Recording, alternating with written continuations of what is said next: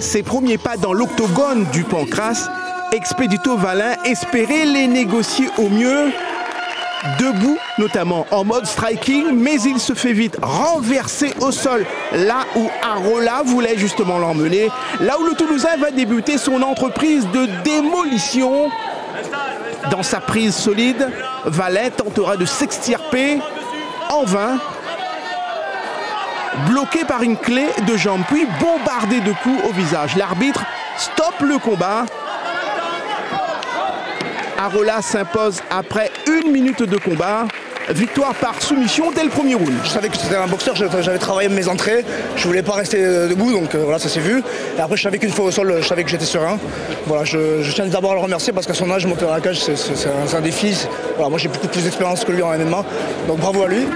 Pour son premier combat en cage, Expedito Valin est défait car pas suffisamment préparé dans le combat au sol. Le mec, après, il savait, il fallait pas me prendre debout.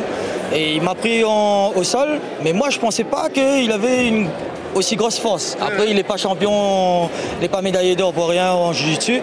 Mais en tout cas, bon, voilà, j'ai vu, en boxe taille, tout seul, ça passe pas. Je vais me préparer au sol. L'autre combat pro attendu, celui entre Eric Rivière de face et l'Algérien Nayeb Ezam.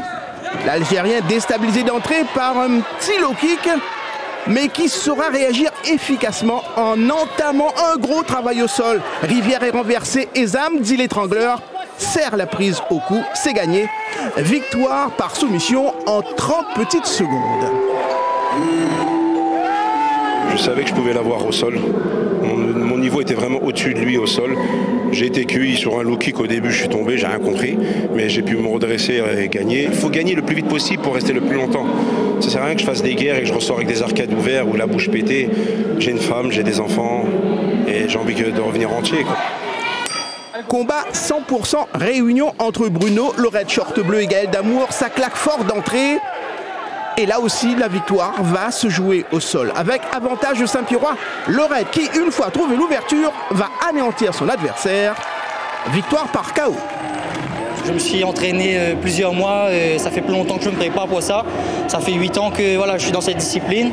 Et pour moi, voir le public rayonner, bah, c'est un plaisir de venir là. Et du coup, bah, on voulait faire le taf, quoi. Voilà. Du taf expéditivement fait, mais bien fait dans l'octogone du premier gala de Pancrace Pro.